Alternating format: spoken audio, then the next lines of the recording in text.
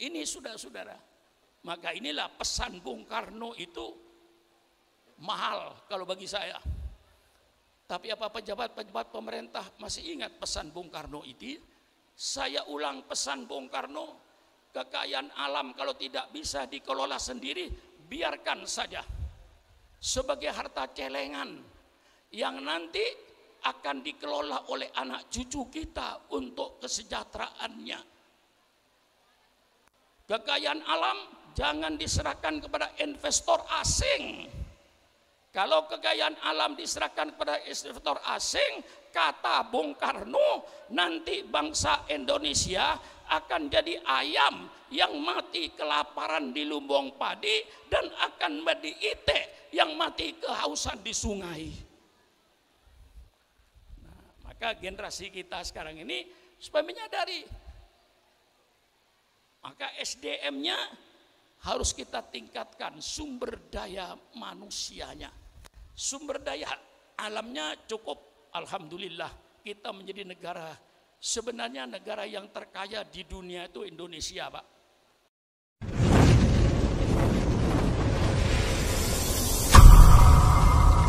Assalamualaikum warahmatullahi wabarakatuh.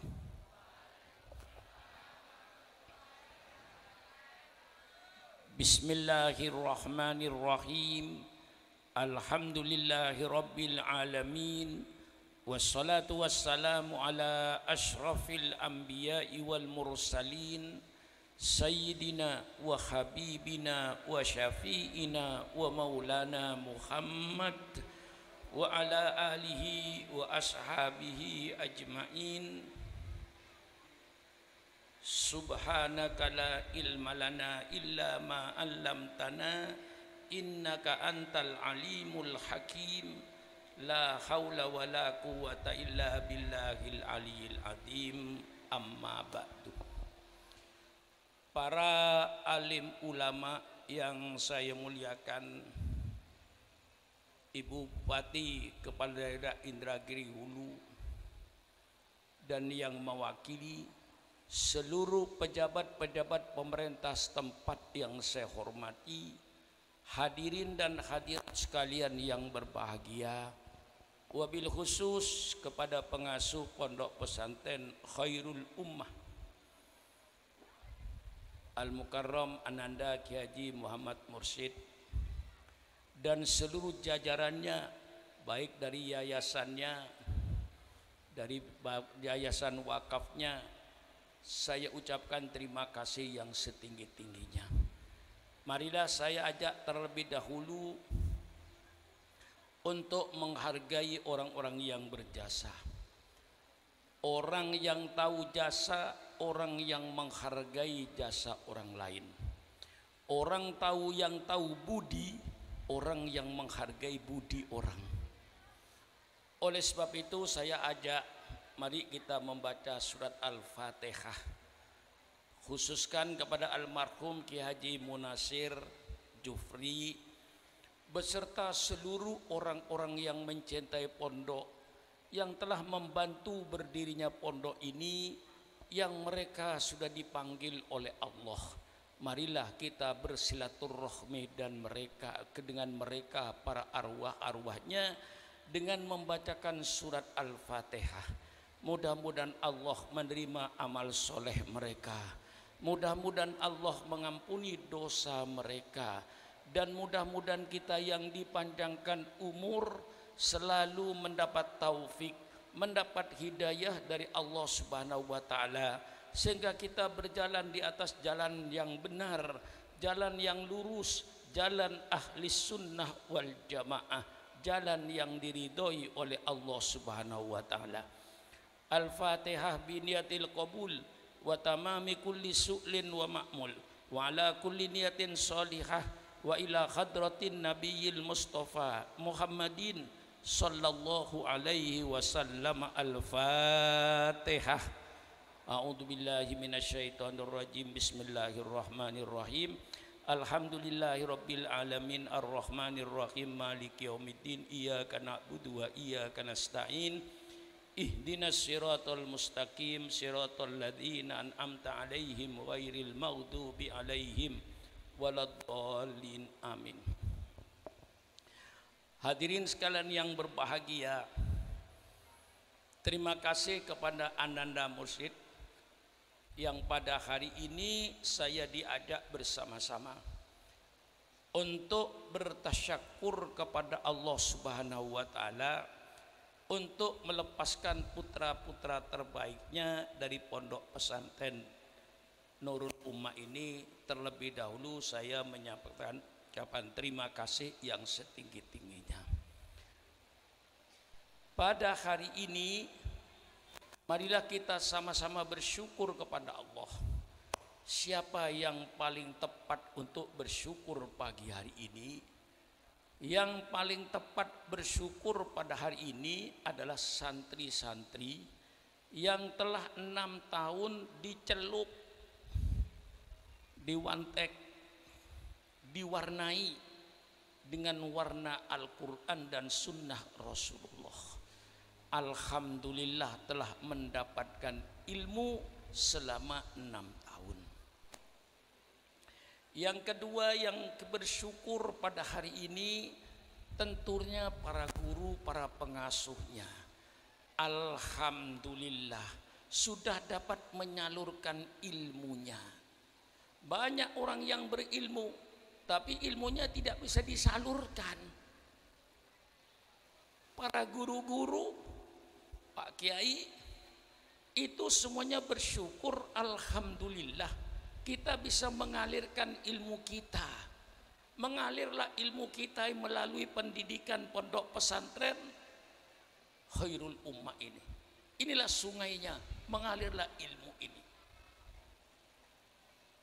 Alhamdulillah sudah mendapatkan saluran. Berapa banyaknya orang yang berilmu, profesor, doktor, tapi ilmunya mandek, tidak mengalir. Alhamdulillah para guru setiap hari dari jam pertama jam terakhir ilmu mengalir yang akan bermanfaat kepada bangsa dan negara ini. Yang ketiga juga yang paling berterima kasih tentu wali murid. Alhamdulillah kata wali murid, kewajiban saya sudah dioper alih oleh pondok pesantren, di mana orang tua itu wajibku amfusakum wa ahlikum naro. Jagalah dirimu, jagalah keluargamu, didik keluargamu dengan pendidikan yang menuju ke surga. Alhamdulillah kata orang tua wali murid, alhamdulillah kewajiban saya 6 tahun sudah dioper alih oleh pondok pesantren Khairul Ummah. Alhamdulillah. Ini 3 unsur ini sama-sama alhamdulillahnya. Baik muridnya maupun gurunya maupun wali muridnya, alhamdulillah. Maka sekarang anak-anakku, ya tentu saya menitik beratkan kepada anak-anakku kelas 6 yang akan keluar dari pondok ini, kelas 3 aliyah. Alhamdulillah kau sudah dicelup. Ya, kalau kain sudah diwantek, dicelup dengan warna Al-Quran, dicelup dengan warna Sunnah Rasulullah. Sekalian kau diangkat setelah dicelup. Oleh sebab itu bersyukurlah kau. Tidak salah dengan nama Khairul Ummah. Setelah anak-anakku dicelup dengan Al-Quran, dicelup dengan Sunnah Rasulullah, sekarang kau diangkat lalu menjadi Khairul Ummah, sebagus-bagus umat. Kuntum khaira ummatin ukhrijat linnasi ta'muruna bil ma'ruf wa tanhauna 'anil munkar wa tu'minuna billah. Mengapa Allah memberikan gelar kepada umatnya, kepada umat Nabi Muhammad, memberikan gelar khairu ummah, sebaik-baik umat. Ukhrijat linnasi, yang dikeluarkan oleh Allah untuk menjadikan suri teladan kepada umat. Ingin tahu pedagang yang terbaik? Lihatlah umatnya Nabi Muhammad. Subhanallah. Mau lihat pegawai negeri yang terbaik? Lihatlah pegawai negeri yang beriman kepada Allah. Mau menjadi polisi yang terbaik? Lihatlah polisi yang beriman kepada Allah. Mau jadi tentara yang terbaik, khairul ummah, jadilah tentara yang beriman kepada Allah. Inilah Allah memberikan gelar kepada kita semua, khairul ummah, sebagus-bagus umat. Ukhrijat linnas, yang dikeluarkan oleh untuk manusia sebagai suri teladan. Ingin tahu pedagang yang baik? Lihatlah pedagang yang beriman kepada Allah. Mau melihat petani yang terbaik? Lihatlah petani yang beriman kepada Allah. Di mana fungsinya, mengapa Allah memberikan khairul ummah? Ta'muruna bil ma'ruf. Di mana saja kita berada, mesti kita ini amar ma'ruf. Di mana kita berada, mesti kita nahi mungkar. Di mana kita berada, tidak melepaskan iman kita. Dengan 3 unsur ini maka kita menjadi khairul ummah, sebagus-bagus umat. Ukhrijat linnas. Kalau ingin tahu pelajar yang terbaik, lihatlah pelajar yang beriman kepada Allah. Ini semua jadikan suri teladan oleh Allah Subhanahu wa taala. Maka anak-anakku yang kau telah 6 tahun berada di pondok ini, engkau mendapatkan ilmu, baik itu ilmu Islam maupun ilmu dunia. Karena Rasulullah tidak membedakan. Man aradad dunya fa'alaihi bil ilmi, wa man aradal akhirah fa'alaihi bil ilmi, wa man aradahuma fa'alaihi bil ilmi. Siapa yang menginginkan dunia dengan ilmu, tentu dengan ilmu dunianya, ilmu teknologinya. Apa ilmu teknologi itu? Ilmu teknologi suatu ilmu yang mempelajari bagaimana merubah satu benda dari satu bentuk kepada bentuk yang lain untuk kesejahteraan manusia. Itu teknologi. Bicara teknologi tapi tidak tahu definisinya. Ilmu teknologi suatu ilmu yang mempelajari bagaimana merubah satu benda kepada bentuk yang lain untuk kesejahteraan manusia. Bagaimana merubah besi jadi mobil, besi jadi kapal terbang, besi bisa berenang di air dan bisa tenggelam di air dan bisa berlayar di permukaan air. Ini teknologi. Ya. Lah kita untuk tahu dunia ini harus mengetahui teknologi. Merubah batu kapur jadi semen, itu teknologi. Nah, maka Allah memberikan SDM, sumber daya manusia yang punya akal. Allah berikan lagi kepada kita ini sumber daya alam yang begitu kaya. Mestinya di Indonesia sudah tidak ada orang sengsara, Pak Wakil Bupati. Kalau kekayaan alam dikelola secara Pancasila, keadilan sosial bagi seluruh rakyat Indonesia, bukan keadilan sosial hanya untuk 100 orang bangsa Indonesia.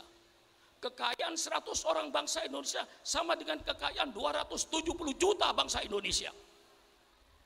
Ini satu pemerasan di Indonesia ini. Coba baca daftar orang terkaya di Indonesia, hanya 20 orang. Yang duitnya jumlahnya 50 triliun ke atas.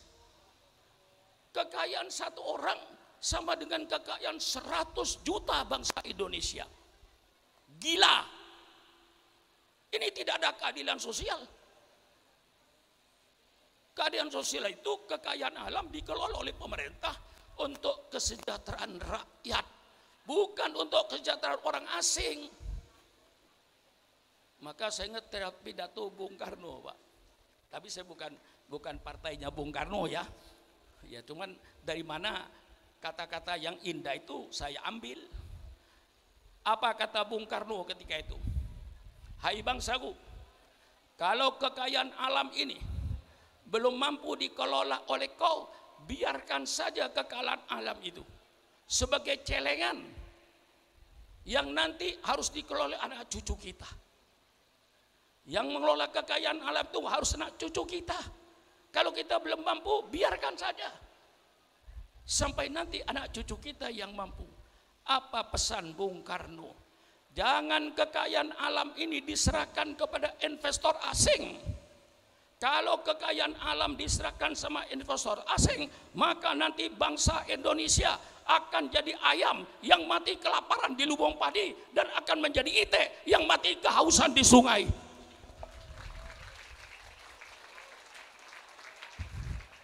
Saya dari mana? Dari Pekanbaru lewat Pak Wakil Bupati. Bukan Wakil Bupati, yang mewakili Bupati. Kanan kiri kelapa sawit tidak putus. Suatu keanehan dan keajiban, orang yang tidur di bawah kelapa sawit tidak bisa menggoreng tempenya karena kehabisan minyak goreng. Otak mana yang bisa menerima? Hai pemerintah, di otak mana yang bisa menerima? Orang yang tidur di bawah kelapa sawit untuk goreng tempe harus antri minyak dan harganya melambung. Subhanallah, subhanallah. Apa yang dikatakan Bung Karno itu sudah terjadi. Kalau kekayaan alam ini, batu bara, minyak, apapun saja, kau serahkan sama investor asing, maka bangsa Indonesia akan menjadi ayam yang mati kelaparan di lumbung padi dan akan menjadi itik yang mati kehausan di sungai. Terjadi apa tidak? Terjadi apa tidak? Ini Bung Karno, pidatonya tahun 55.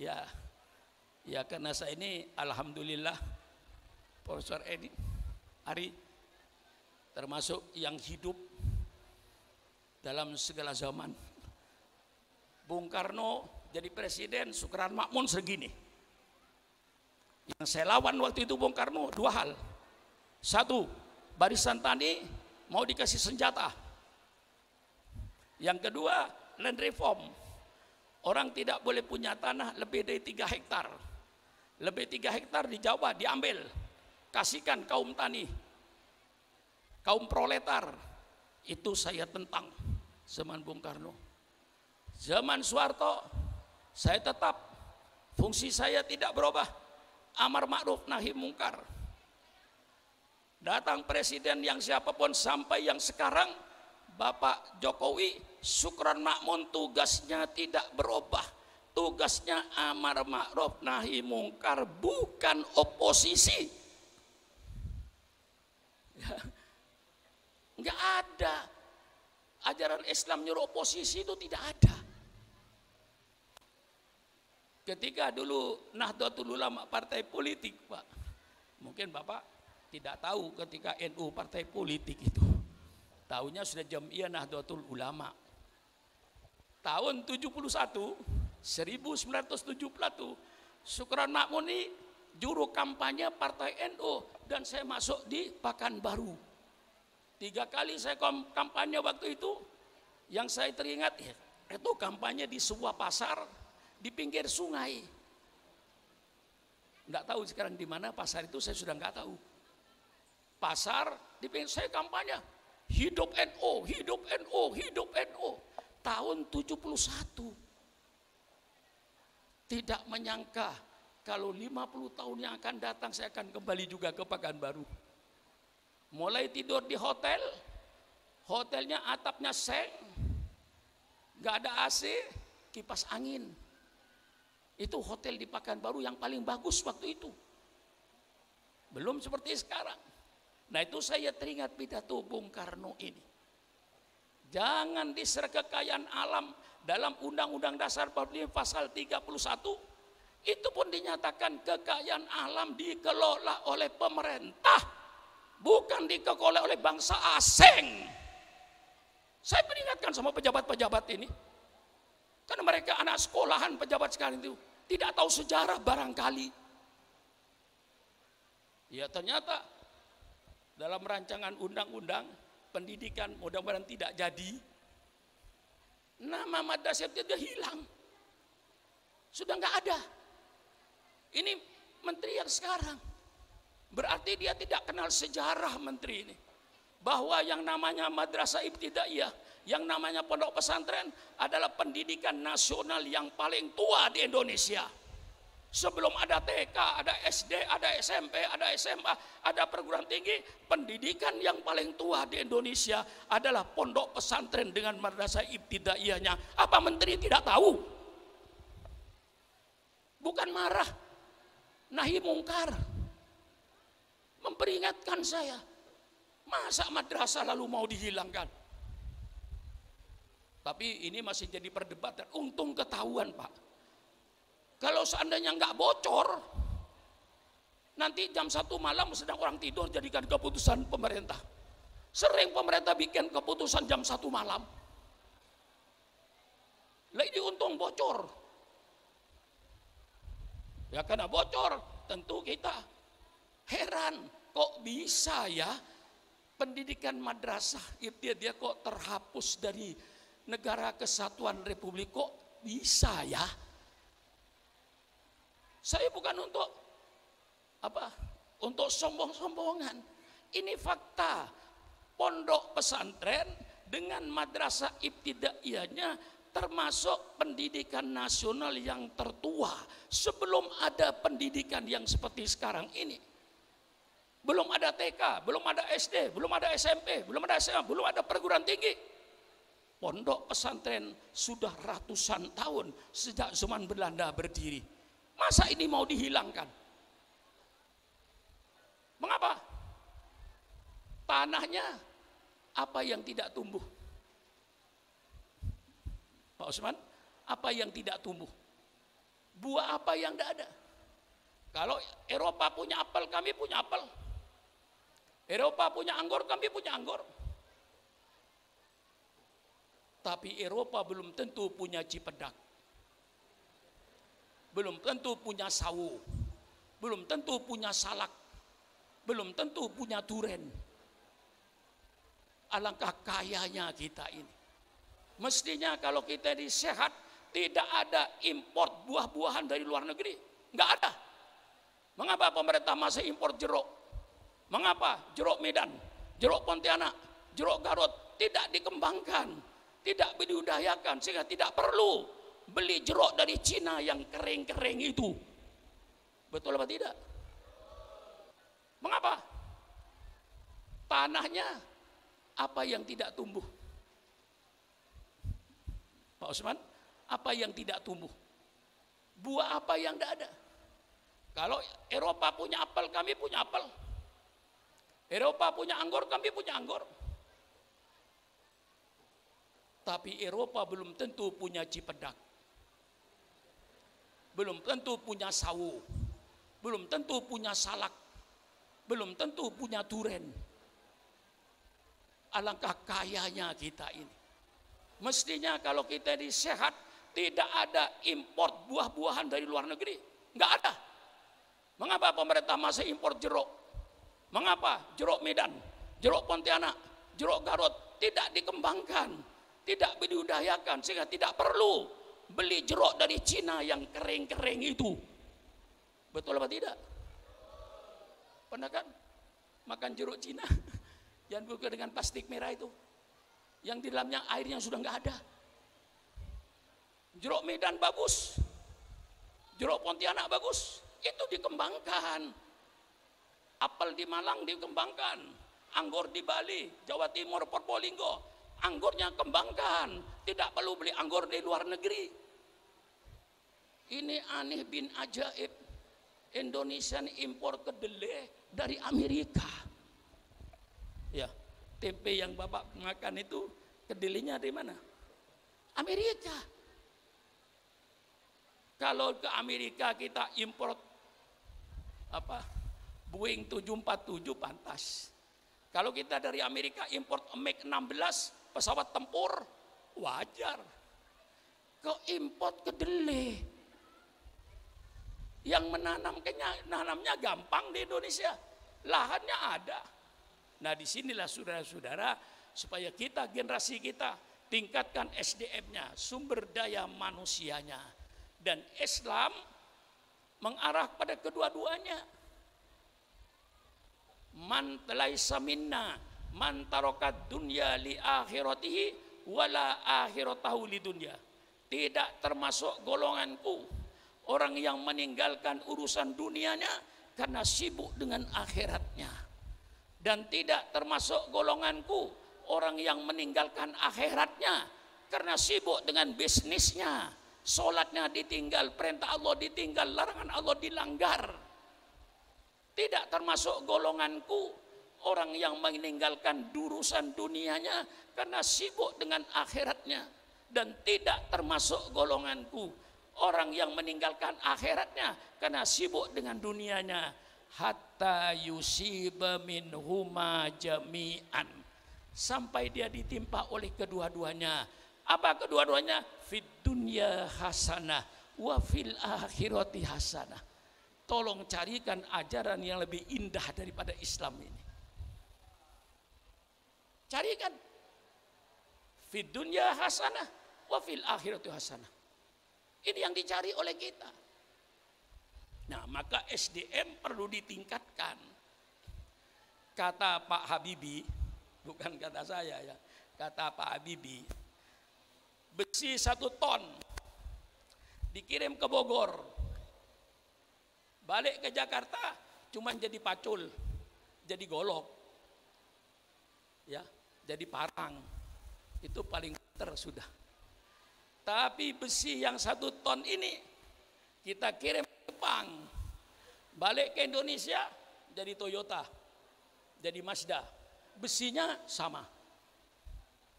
Besi 1 ton kita kirim ke Jerman, balik ke Indonesia jadi Mercedes, jadi BMW yang teknologinya jauh lebih tinggi daripada Jepang. Besinya sama 1 ton. Besi 1 ton tadi dikirim ke Douglas, Amerika Serikat, pulang ke Indonesia menjadi Boeing 747. Sudah naiki dari Jakarta ke Jeddah, membawa 500 orang, 500 koper, 500 tentengan, terbang di atas. Besi yang dikirim ke Douglas sama dengan besi yang dikirim ke Bogor, 1 ton sama beratnya. Bedanya di mana? Bedanya di sini. Di SDM-nya itu bedanya. Di situ bisa merubah besi, bisa terbang dengan ketinggian 11 km dari permukaan laut. Subhanallah, teknologinya. Jerman bisa bikin besi berjalan di dalam air, kapal selam. Besi bisa berjalan di atas air, kapal penumpang. Subhanallah, subhanallah. Itu namanya ilmu teknologi, suatu ilmu yang mempelajari bagaimana merubah satu benda dari satu bentuk pada bentuk yang lain untuk kesejahteraan manusia. Alhamdulillah, di sini pun diajarkan. Ilmu agama diajarkan. Maka anak-anakku, setelah engkau dicelup selama 6 tahun, dicelup dengan warna Al-Quran, dicelup dengan warna hadis Rasulullah Sallallahu Alaihi Wasallam. Sekarang kau diangkat dari celupan 6 tahun, dikeluarkan oleh Kiai Mursyid. Kau sudah saya cuci 6 tahun, sudah saya celup kau 6 tahun. Sekarang saya keluarkan kau untuk berkembang di masyarakat, sehingga kuntum khairu ummah, engkau sebagus-bagus umat. Maka anak-anakku, hargailah ilmumu, hargailah dirimu, jangan minta dihargai. Hargailah orang lain, jangan minta dihormati. Hormatilah orang lain. Orang yang minta dihargai, orang yang tidak berharga karena masih minta-minta untuk dihargai. Orang yang berharga tidak minta lagi dihargai. Oleh sebab itu anak-anakku, jangan minta dihargai, hargailah orang lain. Jangan minta dihormati, hormatilah orang lain. Orang yang dihargai oleh orang itu orang yang berjasa. kau tamat dari Pondok Khairul Ummah, barangkali kau bisa bahasa Arab, kau bisa bahasa Inggris, kau bisa baca kitab, mau baca Fathul Qorib, mau baca Fathul Mu'in, mau baca Riyadus Shalihin, mungkin kau bisa, kau terjun ke masyarakat. Tapi sadarlah, engkau belum berbuat apa-apa di masyarakat. Kalau kau belum berbuat apa-apa di masyarakat, jangan minta apa-apa. Tidak akan diapa-apakan, karena kamu belum apa-apa. Ya, dengan kata-kata apa ini sadarkan, kau terjun ke masyarakat belum apa-apa, jangan minta apa-apa, tidak akan diapa-apakan. Mengapa? Karena engkau belum apa-apa. Wah, ini dengan kata-kata apa tapi cukup mendalam itu. Orang yang dihargai orang yang sudah berbuat. Seorang ustadz katakan di kaki sebuah gunung, ilmunya cuman Al-Quran, ngajar orang Al-Quran, ribuan masyarakat bisa baca Quran dengan baik. Ustadz itu yang perlu dicium tangannya, karena dia sudah berjasa membuat ribuan masyarakat bisa baca Al-Quran dengan itu. Orang yang perlu dihargai. Maka kau jangan minta dihargai, tapi saya minta hargailah dirimu. Kalau kamu belum menghargai dirinya, apalagi orang lain mau menghargai. Hargailah dirimu, bukan berarti minta dihargai. Bagaimana kau menghargai dirimu? Hargailah dirimu dengan akhlakmu. Jaga akhlakmu di tengah-tengah masyarakat. Insya Allah Ananda Kemur saya tidak pernah bikin iklan di televisi, tidak pernah bikin iklan di surat kabar atau di majalah. Anak-anakku inilah sebagai iklan. Kalau ingin tahu Pondok Pesantren Khairul Ummah, lihatlah alumninya. Tidak usah berkampanye, Kiai. Kalau ingin tahu bagaimana Khairul Ummah, lihatlah alumninya itu. Bagaimana di masyarakat berakhlak. Hargailah dirimu dengan akhlakmu. Kalau kau hargai dirimu dengan akhlakmu, jaga akhlaknya. Kesopananmu terhadap masyarakat, kesopananmu terhadap orang yang lebih tua, kesopananmu terhadap gurumu, jaga akhlaknya. Kalau kau berakhlakul karimah, berarti kau telah menghargai dirimu. Insya Allah, walaupun kau tidak minta dihargai, insya Allah orang akan menghargaimu karena akhlaknya. Hargai dirimu dengan cara berpakaian. Ya, ini pakaiannya bagus-bagus ini. Sudah bayar belum? Enggak kredit. Hargailah dengan pakaianmu. Dikatakan ustadz, dikatakan kiai, pakaiannya jaga. Jangan kau punya ilmu agama bagus, tapi berpakaian tidak dijaga. Misalnya, lalu pakai celana belujin yang dengkulnya dilubangi. Ada. Lalu pakai kaos yang kelirnya macam-macam, di depan ditulis I love you. Walaupun kamu ilmunya tinggi, agamanya tinggi, saya yakin tidak dihargai oleh orang. Masuk ke masjid dengan celana belujin, pakai kaos I love you, orang masjid tidak akan menghargai kau. Kau tidak menghargai dirimu. Hargailah dirimu dengan pakaianmu. Pakai sarung, pakai kemeja, pakai peci, pakai sorban, masuk masjid. Kau telah menghargai dirimu dengan pakaianmu. Jadi banyak menghargai diri itu. Hargai dirimu dengan akhlakmu. Hargai dirimu dengan pakaianmu. Ya, seandainya saya masuk ke Pekanbaru, turun dari pesawat, Pak Usman nyambut, saya pakai celana belujin, lalu saya pakai kaos tulisannya I love you bahasa Inggris, nggak pakai peci saya. Kira-kira Pak Usman kecewa nggak ketika menyambut saya sebagai ulama besar pakaian seperti itu? Kecewa kira-kira? pasti kecewa dia. Kok kayak begitu Kiai? Sudah pakai celana belucin, kaosnya colontang-colonteng, tulisannya I love you, nggak pakai peci lagi, pasti kecewa.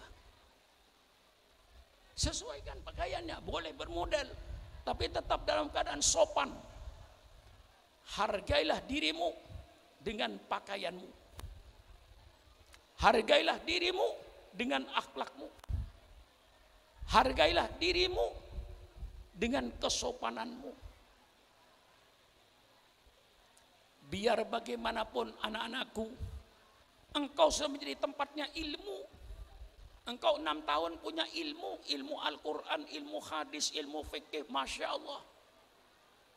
Engkau kebetulan jadi tempatnya. Hormati ilmumu itu dengan tempat yang bagus. Biar singkong goreng dengan mentega, kalau tempatnya di atas piring yang bersih, di atas meja yang bersih, tentu akan dihargai orang. Biar itu namanya roti enak, tapi tempatnya di tempurung kotor di tepi jalan, tidak akan dihargai orang roti itu.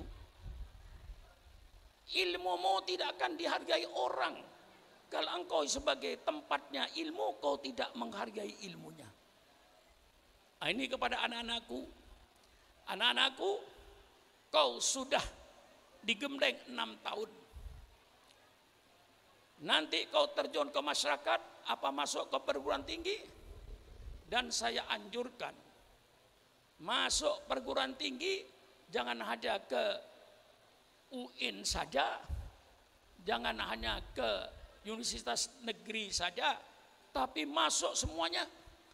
Universitas negeri Gajah Mada masuki, Universitas Indonesia masuki, yang di Riau Universitas Riau masuki, AMN Akademi Militer masuki, Akademi Kepolisian masuki, Akademi Angkatan Laut masuki, Akademi Angkatan Udara masuki, teknologi masuki, pertanian masuki, UN Universitas Islam masuki.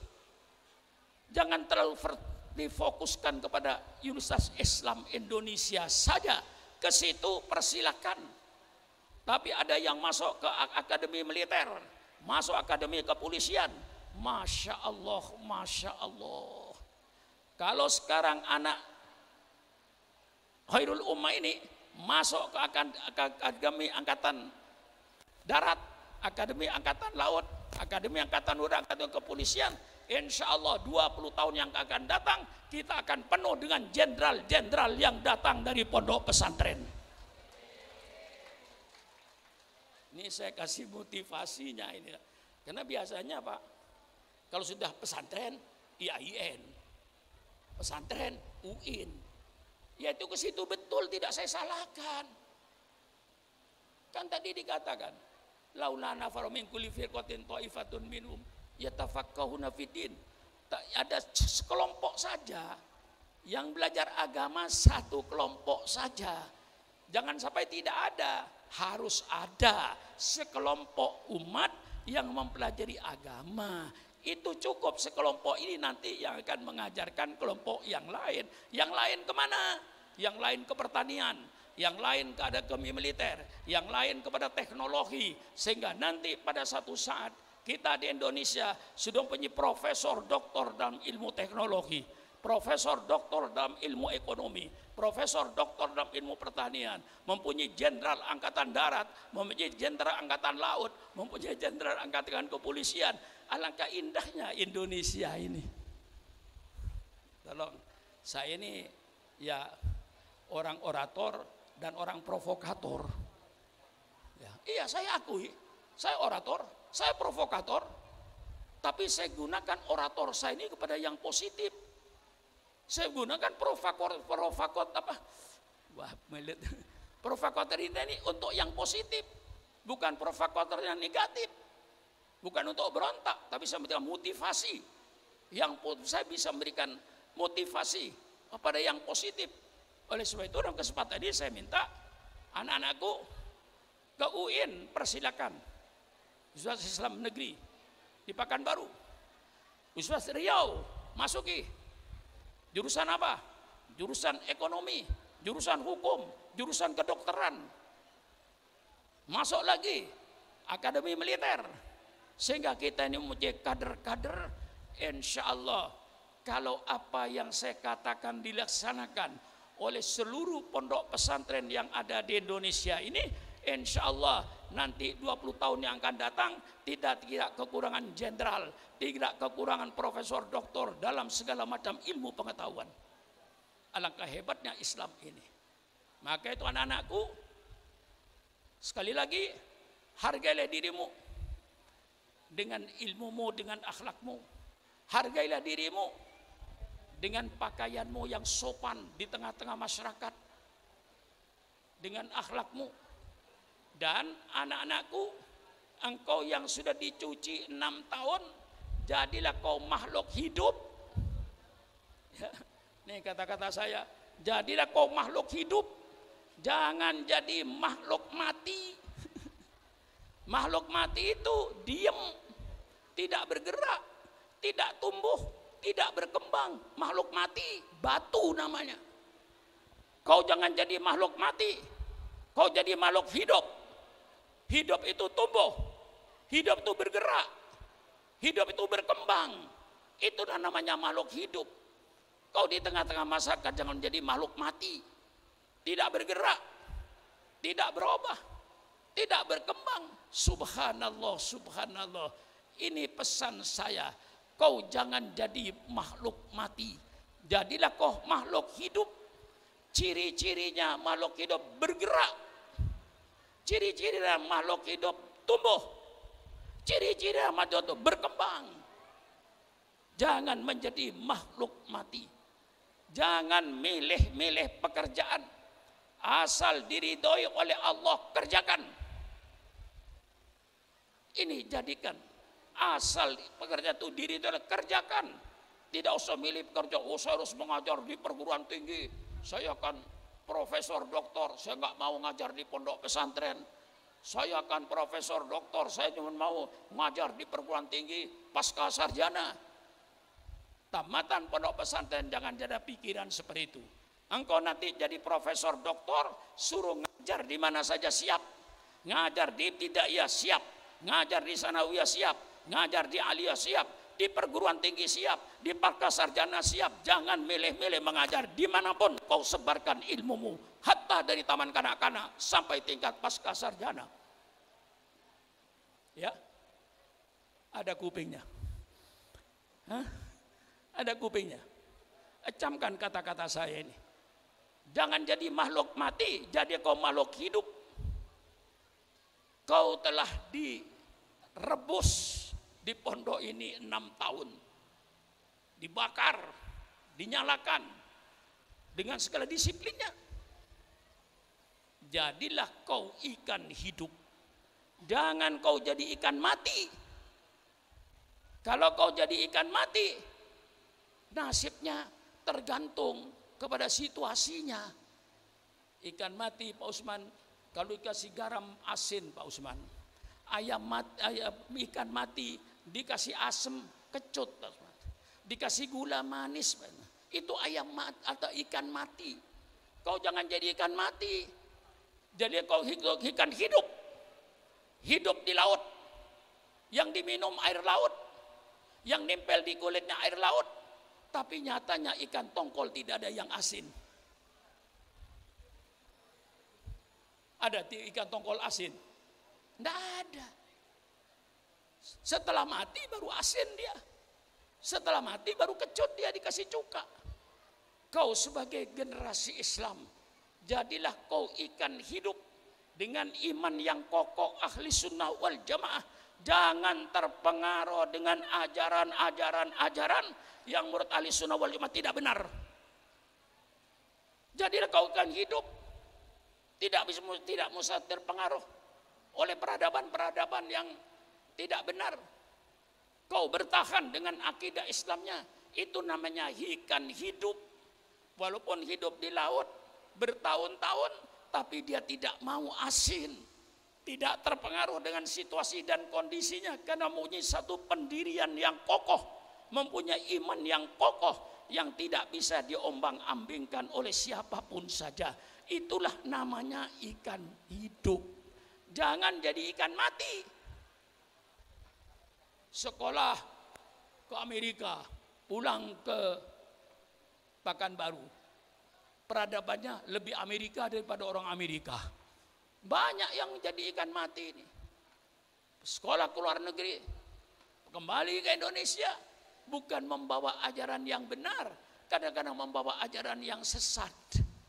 Itu namanya karena kau menjadi ikan mati, mudah dipengaruhi.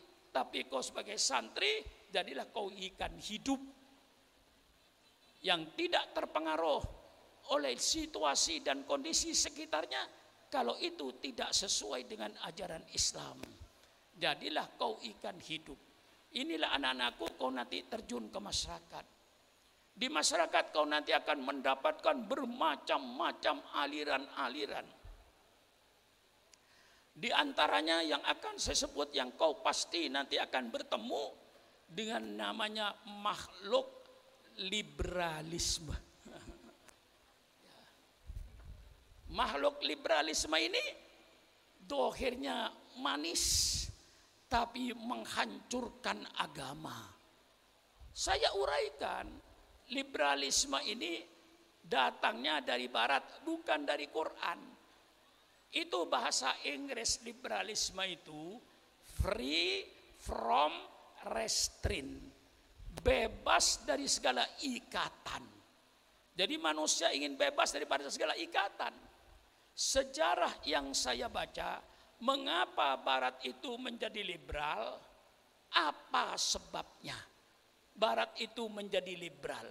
Kita cari, pelajari, oh sebabnya barat jadi liberal, karena di antara mereka pada abad pertengahan banyak yang trauma dengan ajaran agama mereka. Di antara mereka, tidak semua.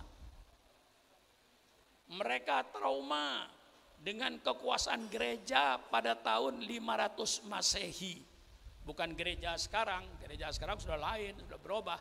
Gereja tahun 500 Masehi itu kekuasaannya Masya Allah, menguasai agama, menguasai ekonomi, menguasai politik, menguasai ilmu pengetahuan. Barang siapa yang bertentangan dengan gereja, maka dihukumin kafir, harus dibunuh, halal darahnya. Itu keadaan gereja di abad di abad pertengahan, yang disebut oleh sejarah barat itu the dark age, abad kegelapan. Nah, kalau orang sudah dihukum mati, hukumannya tidak manusiawi ketika itu. Maka maaf pada gereja sekarang, saya cerita gereja 500 tahun, 1000 tahun yang lalu, 1500 tahun yang lalu. Yang dieksekusi dengan 3 cara. Dihukum mati dengan digergaji, kayak menggergaji kayu, manusia dibelah 2. Saya punya gambarnya, saya punya fotonya, saya punya gambar gergajinya. Kalau tidak digergaji, dibakar hidup-hidup. Seorang ahli antropologi, seorang ahli astronomi bernama Galilei dan bernama Bruno. Bruno itu dihukum mati, dibakar hidup-hidup. Kenapa? Dia ilmunya bertentangan dengan gereja. Gereja pada waktu berpaham bahwa semua planet yang ada di langit ini berputar mengitari mahkotanya Paus Paulus. Itu keyakinan mereka. Bruno tidak. Bulan berputar mengitari bumi, bumi dan bulan berputar mengitari matahari, matahari dengan satelitnya berputar. Nah, karena dia bertentangan, dihukum mati, subhanallah, dan dibakar hidup-hidup. Di Inkuisisi, nama lembaga mereka pada waktu itu bernama Inkuisisi. Itu kalau orang mau dieksekusi mati, mereka memelihara harimau. 3 harimau dipelihara, dipenjara. Kalau ada orang yang mau dieksekusi hukuman mati, harimau tidak dikasih makan 3 hari. Begitu harimau lapar, dilemparkan orang yang dihukum mati itu, dirobek-robek oleh harimau itu, dimakan. Melihat situasi seperti ini, di antara bangsa Eropa trauma. Di antara mereka ada trauma terhadap kitab sucinya. Yang tidak trauma, ya persilakan. Di antara mereka ada yang berpikir kitab suci saya yang asli itu mana? Yang firman Allah kepada Nabi Isa untuk disampaikan kepada umat yang mana? Injil yang ada sekarang ini ya sudah bercampur dengan perkataan Nabi Isa, bercampur dengan perkataan pendeta-pendeta pada waktu itu. Injil Matius ditulis oleh orang bernama Matius, Injil Lukas ditulis orang yang bernama Lukas, Injil Yahya ditulis orang yang bernama Yahya, Injil Markus ditulis orang yang bernama Markus. Redaksi tidak sama. Di antara mereka ada yang berpikir mana yang asli. Ini jelas tulisan orang-orang. Ada yang tidak trauma dengan doktrin, pokoknya inilah kitab suci kau terima. Nah, ada yang trauma. Ada yang trauma dengan sosoknya Yesus Kristus. Yang tidak trauma ya banyak. Yang trauma banyak. Mengapa trauma? Yesus Kristus Tuhan, apa anak Tuhan, apa manusia biasa, apa fiktif? Di kalangan mereka terjadi itu. Kalau dikatakan Tuhan, loh kok datangnya langit dan bumi sudah ada. Berarti Tuhan ini tidak membuat langit dan bumi. Simbollah bermacam-macam trauma. Yang tidak trauma dia terima sebagai doktrin. Ada Injil yang dilarang, namanya Injil Barnabas, ditulis oleh orang yang bernama Barnabas. Mengapa ini Injil dilarang? Karena isinya mirip Al-Quran. Mereka trauma. Mereka trauma ketika Vatikan, Paulus gereja Vatikan mengeluarkan surat pengampunan. Orang yang berdosa datang ke gereja, ngaku segala dosanya, bertaubat, saya tentu beli surat pengampunan. Loh, kok yang mengampuni gereja, kok bukan Tuhan Bapa? Misalnya, ada yang trauma seperti itu. Nah, karena mereka trauma seperti itu, timbullah waktu itu dua kelompok. Kelompok yang satu berontak, yang dipimpin oleh Martin Luther. Martin Luther itu mau dibunuh. Dia lari ke Jerman, dilindungi oleh penguasa yang ada di Jerman. Akhirnya dia melahirkan agama baru yang namanya agama Protestan. Antara Katolik dengan Protestan saling bantai-membantai, saling bunuh-membunuh. Itu terjadi. Nah, yang tidak trauma ingin membebaskan diri dari agama. Lahirlah namanya liberalisme. Kebebasan adalah hak asasi manusia. Seorang tokoh daripada liberalisme bernama Harvey Cox, dalam bukunya yang saya baca, apa kata Harvey Cox ini? Liberalisme tujuannya untuk membebaskan manusia dari asuhan agama. Subhanallah. Apakah tokoh-tokoh Islam tidak membaca sejarah ini? Mengapa di antara tokoh Islam ada yang liberal? Apakah tidak membaca sejarah ini? Perkataan Harvey Cox bahwa liberalisme ini tujuannya untuk membebaskan manusia dari asuhan agama. Karena agama ini dianggap membelenggu.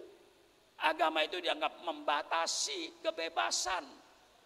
Manusia harus bebas dari segala ikatan. Free from restraint. Jadi kalau tujuannya untuk membebaskan manusia dari asuhan agama, berarti tujuannya untuk membinatangkan manusia. Hanya binatanglah yang bebas dari agama. Nah ini tujuannya. Maka selalu saya komandangkan di Indonesia, liberalisme di Indonesia harus dibatasi dengan akhlak. Liberalisme di Indonesia harus dibatasi dengan Pancasila. Liberalisme di Indonesia harus dibatasi dengan Undang-Undang Dasar 45. Liberalisme di Indonesia harus dibatasi dengan agama. Liberalisme yang tanpa batas itu sama dengan membinatangkan bangsa Indonesia. Sekarang sedang berproses pembinatangan ini. Bagaimana? Hah? Paham ini? Paham yang saya katakan ini? Loh, kalau bebas dari asuhan agama, ya jadi binatang, jadi ayam. Ayam itu, bu, kenal ayam nggak bu? Paling kurang ajar itu ayam itu bu. Coba ayam bertelur, telurnya 6. Kita tuh ngerem, netes. Di antaranya 6 telur itu ada yang jadi ayam jago. Gede, ibu kandungnya dikawin. Kurang ajar enggak? Kurang ajar enggak? Kurang ajar enggak? Siapa? Ayam, telur 6. Pak Profesor ngerem, netes. Di antaranya jadi ayam betina. Gede, ayah kandungnya kawin dengan anak kandungnya. Kurang ajar apa tidak? Kurang ajar apa tidak? Kurang ajar. Siapa? Ayam. Loh, kita bangsa Indonesia mau diayamkan, bangsa juga mau dikambingkan. Seperti bangsa Eropa. Di Eropa itu berzina itu bukan pidana, Pak Usman. Kalau istri orang selingkuh dengan suami tetangga, suaminya tidak terima, engkau sudah tahu kan saya suamimu, mengapa kau selingkuh dengan laki-laki itu? Dan laki itu sudah punya istri. Depan pengadilan dia menjawab, saya senang dengan dia senang dengan saya, dan saya mau dengan dia, dan dia mau dengan saya. Ketok palu, bebas. HAM. Mau Pak Usman HAM seperti itu? Mari kita waspadai bangsa ini. Jangan kita jadi ayam, jadi ikan mati. Datang peradaban dari barat, ditelan saja. Saya pelajari dari mana ini datangnya makhluk ini. Kok lalu ada makhluk kebebasan dalam asasi manusia? Maka selalu saya serukan, liberalisme di Indonesia persilakan, dengan syarat dibatasi dengan agama, dibatasi dengan Pancasila, dibatasi dengan Undang-Undang Dasar 45. Kalau liberalisme tanpa akhlak, liberalisme tanpa Pancasila, tanpa Undang-Undang Dasar 45, berarti liberalisme itu dalam proses, dalam rangka pembinatangan bangsa Indonesia. Bagaimana kira-kira Bapak-bapak dengan logika ini? Saya pidato juga pakai logika, Pak. Pakai sekak seter saya. Bukan dengan emosi. Untuk ditunjuk oleh saudara. Allah menciptakan syukuran makmun bukan untuk semau gue. Apa bahasa Ustaz Badruddin? Semau gue itu bahasa Pekanbarunya apa? Hah? Semau gue juga. Semau gue itu bahasa Betawi itu. Bahasa Betawi itu yang jelas. Allah ciptakan syukuran makmun tidak untuk semau gue. Allah ciptakan syukuran makmun bukan untuk sakarpi dewe. Ada orang Jawa enggak? Ada orang Jawa enggak? Apa? Ya. Allah ciptakan syukuran makmun bukan untuk semau-maunya. Allah ciptakan syukuran makmun untuk menjalankan perintah Allah dan untuk menjauhi larangan Allah. Dan syukuran makmun tidak pernah trauma dengan perintah Allah, tidak pernah trauma dengan larangan Allah, tidak pernah trauma dengan akidah tauhid. Akal sehat saya menerima bahwa dalam Islam itu cuma ada pencipta, ada yang diciptakan. Ada kholik, ada makhluk. Selain kholik namanya makhluk. Selain pencipta namanya makhluk, artinya yang diciptakan. Kita tidak pernah menyembah kepada yang diciptakan. Saya tidak pernah menyembah pohon, karena pohon itu ciptaan Allah. Daripada saya menyembah pohon, saya sembah yang bikin pohon. Saya tidak pernah menyembah matahari. Daripada saya menyembah matahari, saya sembah yang menciptakan matahari. Saya tidak pernah menyembah bulan. Daripada saya menyembah, saya sembah pencipta bulan. Saya tidak mentuhankan manusia dan tidak pernah saya sujud kepada manusia. Saya sujud kepada yang menciptakan manusia. Akidah ini rasional, masuk di akal. Kalau akalnya sehat, kita cuma percaya pada pencipta. Yang menciptakan pasti tidak sama dengan yang diciptakan. Qul huwallahu ahad, Allahu samad, lam yakul lahu kufuwan ahad. Laisa kamitslihi syai'un. Ini akidah Islam. bahwa pencipta tidak mungkin sama dengan yang diciptakan. Kalau yang diciptakan sama dengan yang diciptakan, mana bedanya pencipta dan yang diciptakan kalau sama? Seorang penjahit bikin celana, bikin baju, apakah tukang jahit sama dengan celana? Kalau tukang jahit disamakan dengan celana, masih tukang jahitnya marah. Kurang ajar lo, gua disamakan dengan celana. Allah pencipta alam semesta, Allah murka kalau ciptaannya itu didudukkan sekedudukan dengan Allah. Namanya syirik. Kita tidak pernah trauma dengan akidah kita. Kita tidak trauma dengan Al-Quran. Al-Quran itu pasti firman Allah. Sesuatu yang dikatakan firman Allah, ciptaan Allah, pasti tidak bisa ditiru oleh manusia. Datangkan sarjana-sarjana sastra Arab di Timur Tengah. Tolong bikinkan bahasa kayak bahasa Al-Quran indahnya. Al-Quran itu bukan bahasanya Nabi Muhammad. Al-Quran bukan iramanya bangsa Arab. Al-Quran itu khusus irama Allah yang tidak bisa ditiru oleh siapapun saja. Persilakan anak-anakku, bacalah kitab-kitab yang berbahasa Arab. Tolong baca kayak Al-Quran lagunya. Belajar Qiraatul Rasyida. Coba. A'udzubillahi minasyaitonirrajim al-matoru. Enggak bisa. Biar bahasa Arab loh. Tidak bisa dibaca seperti Al-Quran. Biar Fathul Mu'in, biar Fathul Qorib, biar kitab Ihya. Tidak bisa dibaca seperti Al-Quran. Hanya Quran punya irama tersendiri yang tidak bisa dikuasai oleh siapapun saja. Iramanya kalau yang paham indah, Pak. Bismillahirrahmanirrahim. Idas sama'um fatarat wa idal kawakibun tatharat wa idal biharu fujirat wa idal kuburu bu'thirat alimat nafsum ma qaddamat wa akharat. Ya, yang orang Melayu yang ahli pantun, nanti saya jawab dengan pantun bahasa Arab. Saya nggak mau kalah dengan orang Melayu. Saya kalah melulu, Pak. Tiap pertemuan pantun, saya nggak bisa mengeluarkan pantun. Tapi saya ancam, nanti terakhir saya akan keluarkan pantun bahasa Arab.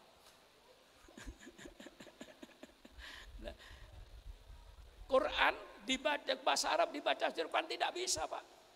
Apalagi korek-korek kita yang tadi bacanya tuh Masya Allah bagus. Coba ambil kitab Ihya, baca kayak Quran. Coba ambil kitab fikih Fathul Mu'in, baca kayak Quran. Tidak akan bisa. Tidak akan bisa. Karena irama ini bukan irama manusia. Iramanya Allah. Nggak bisa ditiru. Dan Allah yang sudah menyatakan wa in kuntum fi raibim mimma nazzalna ala abdina fa'tu bi suratin min mithlihi. Ini Allah menantang sejak 1400 tahun yang lalu sampai detik ini masih berlaku tantangan ini. Kalau kau ragu-ragu dengan Al-Quran, tolong kau bikin sepotong surat Al-Quran yang seperti Al-Quran iramanya. Tidak akan bisa siapapun saja dari sastrawan-sastrawan Arab di Timur Tengah. Bahasa 1400 tahun yang lalu masih menjadi bahasa yang paling indah di masa modern ini. Mana ada bahasa seperti itu? Kalau tidak karena ciptaan Allah. Coba bahasa Melayu, saudara yang ya Pak Usman, tolong baca buku-buku bahasa Indonesia sebelum tahun 20, sebelum tahun 1920 ke belakang, zamannya Sultan Ali Shahbana. Baca itu bahasa Indonesia itu, yang ada Ardan, Arkian, Sahdan, sudah nggak ngerti generasi sekarang ini. Itu zaman bahasa itu zaman balai pustaka, Profesor. Dibaca sekarang sudah banyak yang nggak ngerti. Tapi bahasa Al-Quran yang 1400 tahun yang lalu, bahasa yang paling indah, diakui oleh sastrawan Arab. Tidak trauma dengan kitab suci kita. Kita tidak trauma dengan perintah Allah. Nah, maka lahirlah di barat yang trauma, yang tidak trauma ya tidak. Yang trauma melahirkan liberalisme, kebebasan adalah hak asasi manusia. Tujuannya kata Humphrey Cox, orang Amerika, tujuannya liberalisme untuk membebaskan manusia dari asuhan agama. Supaya manusia tidak lagi beragama, tidak terikat dengan ajaran agama, bebas. Lahirlah sekularisme. bahwa agama tidak mengatur kehidupan manusia. Kehidupan manusia diatur oleh manusia sendiri. Agama itu hanya di masjid, sujud, tahlilan, marhabanan, mauludan, bungkus berkat, pulang, selesai. Itu Islam. Di luar masjid tidak ada Islam, tidak ada agama. Ini faham sekularisme yang memisahkan agama dengan kehidupan manusia. Ya tentu 100% bertentangan dengan Islam. Islam mengatur segala kehidupan manusia, mengatur rumah tangga, mengatur berbangsa, mengatur bermasyarakat, mengatur soal ekonomi, mengatur soal politik, politik yang sopan, politik Al-Quran. Maka kalau para ulama sayang sama NKRI, saatnya para ulama bicara politik, tapi politik Al-Quran, politik sunnah Rasulullah, bukan politik yang seperti sekarang ini penuh dengan kebohongan, jatuh menjatuhkan, fitnah memfitnah. Ini politik setan. Lahirlah yang namanya pluralisme. Semua agama sama, semua agama benar, semua umat beragama masuk surga. Karena semua agama tujuannya ke surga. Jadi semua umat beragama masuk surga. Lalu saya tanya, yang sholat subuh masuk surga, yang tidak sholat subuh masuk surga juga. Surganya sama, milih yang mana? Milih yang sholat subuh? Goblok. Kan sudah saya katakan, yang sholat subuh masuk surga, yang tidak sholat subuh masuk surga. Surganya sama, milih yang mana? Hah? Jujur otaknya pakai kok. Milih yang mana? Hei anak putri, milih yang mana kau? Milih yang tidak sholat. Yang puasa Ramadan masuk surga, yang tidak puasa Ramadan masuk surga. Surganya sama, milih yang mana? Ya milih yang tidak puasa. Inilah pemurtatan secara logika. Ini pemurtatan secara logika untuk memurtadkan semua umat Islam.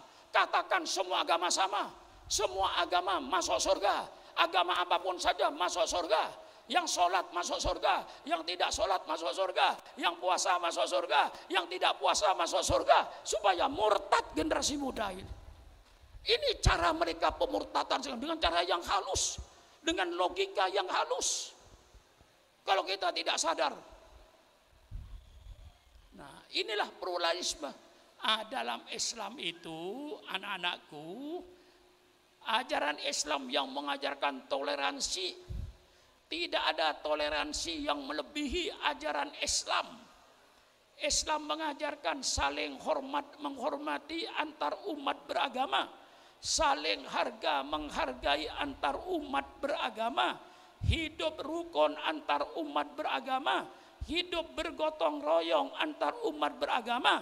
Tapi bukan berarti membenarkan agama. Membenarkan semua agama hukumnya murtad, kafir. Masuk radikal karena mengkafirkan. Yang saya kafirkan siapa? Yang saya kafirkan orang kafir. Saya tidak mengkafirkan orang yang tidak kafir. Yang kafir saya kafirkan. Masa radikal? Nah ini sekarang akan kamu hadapi di masyarakat ini nanti. Semua agama sama, semua agama benar. Subhanallah. Tolong carikan ajaran agama apapun saja di kitab suci mereka. Seperti di kitab suci Al-Quran. Ini bukan Sukron Makmun ngarang tentang toleransi. Allah yang menyatakan, la tasubbul ladina yad'una min dunillah fayasubbullah adwan biwari ilmin. Ini Allah yang berfirman, hai orang-orang yang beriman, engkau jangan menghina, engkau jangan mencela orang-orang yang menyembah kepada selain Allah, karena mereka nanti akan menghina Allah, timbullah permusuhan di antara kamu tanpa ilmu. Tolong carikan di kitab suci yang lain yang kayak gini bunyinya. Saya ulang sekali lagi. Dalam kitab suci Al-Quran, tolong cari dalam kitab suci yang lain. tentang kerukunan umat beragama. La tasubbul ladzina yad'una min dunillah fayasubbullah adwan biwari ilmin. Hai orang-orang yang beriman, engkau jangan menghina orang-orang yang menyembah kepada selain Allah. Nanti mereka akan menghina Allah, timbullah permusuhan tanpa ilmu. Subhanallah, subhanallah. Itulah Islam. Lakum dinukum waliyadin. Agamamu, agamamu, persilakan. Agamaku, agamaku. Ini toleransi lakum dinukum waliyadin ini. Lakum dinukum, agamamu, agamamu. Agamamu. Karena apa? Waktu itu Rasulullah didatangin oleh orang kafir Quraisy. Ayo Muhammad, supaya kota Mekah ini aman, gini aja dah. Saya ikut agamamu 1 minggu. Nanti minggu depan engkau ikut agama saya, menyembah Lata wal Uzza. Nabi tidak menjawab. Datang lagi orang kafir Quraisy. Ayo Muhammad, begini ajalah, sama-sama aja. Kalau engkau sholat, saya sholat seperti engkau. Tapi kalau nanti kami menyembah Lata wal Uzza, engkau dengan pengikutnya sembah Lata wal Uzza. Ayo bersama-sama aja. Rasulullah tidak menjawab. Datang lagi memaksa. Sudah begini ajalah, gantian tiap tahun. Tahun ini saya ikut agamamu, tahun depan kamu ikut agama saya. Persilakan baca dalam Asbabun Nuzul surat Al-Kafirun. Itu ada sebabnya turunnya surat Al-Kafirun. Akhirnya Rasulullah tidak menjawab, Allah kasih jawaban. Katakan Muhammad, kul ya ayyuhal kafirun, hai orang-orang kafir. Nah, ada tokoh Islam mau menghilangkan kata-kata kafir di Indonesia. Lucu, yang ngomong tokoh Islam. Saya katakan kumpulkan 100.000 profesor doktor untuk menghilangkan kata-kata kafir di Indonesia. Selama Quran dibaca oleh bangsa Indonesia umat Islam, pasti kata-kata kafir tidak bisa dihapus. Berapa puluh kali Quran menyatakan kafir. Ya ayyuhalladzina kafaru, hai orang-orang yang kafir. Nanti kita robah, ya ayyuhalladzina non muslim. Mau diganti? Tidak bisa, dan kafir itu bukan menghina. Kalau yang ngerti bahasa Arab, kafir itu ada 2 arti, ada yang mengingkari, ada yang menutup. Allahumma kaffir anhum sayyiatihim. Ya Allah, bukan kafir kan, ya Allah, tutuplah dosa-dosa kami. Orang kafir itu orang yang menutup hatinya. Karena hatinya dia tutup, segala macam dalil tidak bisa masuk. Allah sebut, hai orang-orang kafir, katakan oleh engkau Muhammad dengan tegas, ya ayyuhal kafirun, hai orang-orang kafir, saya tidak menyembah apa yang kau sembah, dan kau tidak menyembah apa yang saya sembah, dan saya bukan penyembah kepada apa yang kau sembah, dan engkau pun bukan penyembah kepada apa yang saya sembah. Agamamu, agamamu, agama saya, agama saya. Subhanallah, toleransinya. Di dalam hadis Rasulullah Sallallahu Alaihi Wasallam, tolong carikan yang lebih toleransi. Waman ada demian, fakuntu hosmahu. Idza ma kuntu hosmahu samtu yaumil qiyamah. Barang siapa yang menyakitkan orang-orang non Muslim, yang hidup rukun dengan orang Islam, hidup damai dengan orang Islam, tidak pernah mengganggu Islam, tidak pernah memerangi Islam, orang kafir semacam itu wajib dilindungi oleh umat Islam. Barang siapa yang menyakiti orang-orang kafir dzimmi, maka sayalah musuhnya, kata Rasulullah. Kalau saya musuhnya, nanti saya musuhi pada hari kiamat. Waman adza dzimmiyan faqad adzani. Barang siapa yang menyakiti orang-orang non Muslim, yang mereka hidup rukun dengan orang Islam, hidup damai dengan orang Islam, kau sakiti, berarti kau telah menyakiti saya, kata Rasulullah. Tolong carikan toleransi yang lebih dari ini dalam agama lain. Tolong carikan. Mana kitab sucimu? Ini kitab suci saya. Boleh kan begini? Masa nggak boleh? Saya cuma menawarkan. Lah inilah sudah sama ke anak-anakku sebagai penutup. Ya saya ini kalau bicara lupa, Bu. Kalau sakit juga lupa saya itu. Jadi kalau saya sakit-sakit sedikit, suruh pidato aja, sembuh. Iya. Misalnya saya flu sedikit, batuk, suruh pidato aja, pakai pidato. Hilang flu saya. Kayak ini hilang itu. Nggak sadar saya bahwa kaki saya ini harus dijaga. Karena ini spare partnya Bu. Spare part bikinan Jerman Bu. Jadi ini yang bergerak begini nih Bu, engselnya itu bikinan Jerman Pak. Tulang yang asli diambil oleh dokter, disimpan oleh anak saya itu. Entah di mana, di lemari mana disimpannya tulang saya itu. Yang kayak onde-onde itu, yang masuk di pangkal itu diambil oleh dokter. Karena sudah keropos, nggak mungkin dipakai. Ya, keropos pantas Bu. Mengapa pantas? Insya Allah di depan saya ini, saya paling tua. Pak Dikbud, saya paling tua insya Allah. Nggak ada Pak Usman itu muda itu. Nggak ada yang lebih tua dari saya ini. Saya ini sudah umur 82 tahun lebih. 82 tahun lebih. Istri saya mungkin sudah 75 tahun itu.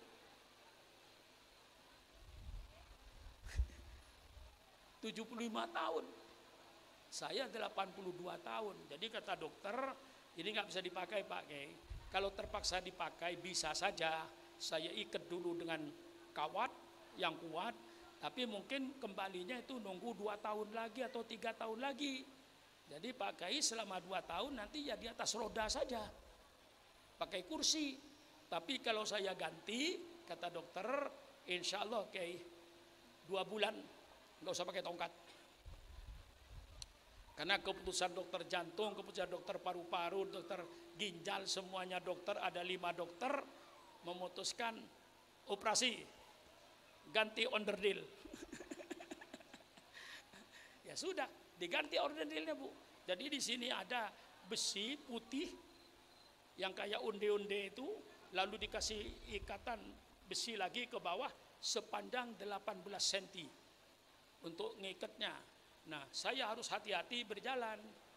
Nah, saya selama 1 minggu Bu, dengkul saya nggak boleh ketemu dengkul ini oleh dokter. Harus dipakai bantal di tengahnya. Kata dokter, kalau ketemu bahaya Kiai. Nanti copot yang sininya. Jadi saya lurus gitu tuh 1 minggu. Nggak bergerak sama sekali. Diluruskan gini aja. Nah, alhamdulillah di rumah sakit tidak lama, kurang 1 minggu. Saya keluar dari rumah sakit. Setelah keluar dari rumah sakit, ya saya dijaga oleh beberapa ustadz. Selama 1 minggu, saya turun naik dari tempat tidur harus direndeng. Karena nggak direndeng nggak bisa. Nah, setelah kira-kira 1 minggu, saya bisa turun sendiri dari tempat tidur, terus langsung ke kamar mandi, tapi nggak bisa balik. Kalau balik di depan itu nggak bisa diangkat ini. Kalau turun kan tinggal diturunkan, gampang.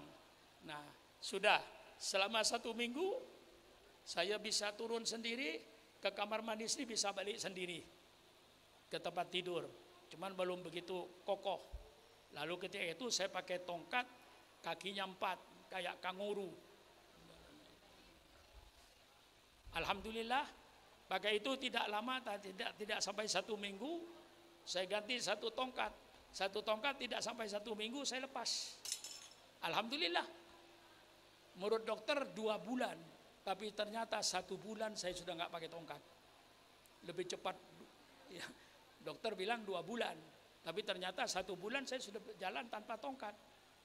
Sehingga ketika saya tanggal 15 Februari cek ke dokter, saya nggak pakai tongkat, dokter itu heran. Loh, pakai kok nggak pakai tongkat? Mana tongkatnya? Nggak pakai dok. Loh, nggak sakit? Enggak. Nyilu? Enggak. Ya sudah, diperiksa oleh dokter lagi, difoto lagi. Dah, alhamdulillah, oke. Posisinya tetap tidak berubah. Cuman selama 1 tahun ini tolong hati-hati berjalannya, karena nanti kalau tergelincir kaki kanan ini keluar, ya dioperasi lagi, dibelah 20 cm. 20 cm kan panjang jahitannya di sini nih. Jadi sekarang saya begini nih Bu, paha saya nih Bu, engselnya bikinan Jerman. Dokter tentu untuk supaya saya tidak kecewa, dokter bilang, sudah pakai jangan khawatir, walaupun ini diganti dengan spare part bikinan Jerman, tapi insya Allah nanti akan sama dengan aslinya. Itu benar, dokter harus berkata begitu kepada saya, supaya saya tidak pesimis, supaya saya optimis. Tapi saya tetap yakin, mana bisa bikinan Jerman disamakan dengan bikinan Allah. Ternyata ya juga tidak sama. Tidak sama, jauh lebih bagus bikinan Allah. Ketika bikinan Allah, saya mau kemana saja, paha saya bebas. Mau nyepak bola pun bebas. Kalau ini jangan coba-coba dibikin sepak bola. Mesti melintir yang sini. Jadi saya harus berjalan lurus gini, teratur. Nah itulah keadaan paha saya ini. Lalu Profesor Dr. Ari bersama dengan Ananda Mursyid datang ke rumah, ngerayu saya untuk datang ke sini. Saya bilang, masa tega saya digotong ke Pekanbaru, kaki masih begini. Sudah Pak Kiai, coba insya Allah kan rayuan maut, ya saya ikut. Ya sudahlah kata saya.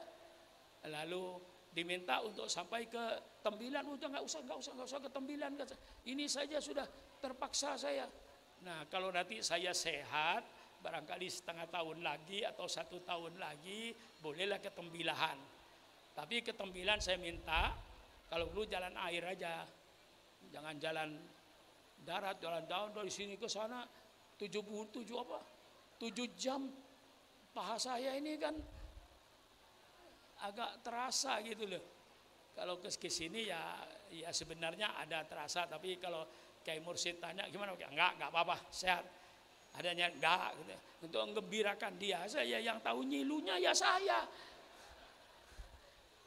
Nah, enggak usah nyesel. Enggak ada. Saya masih ke Situbondo kemarin.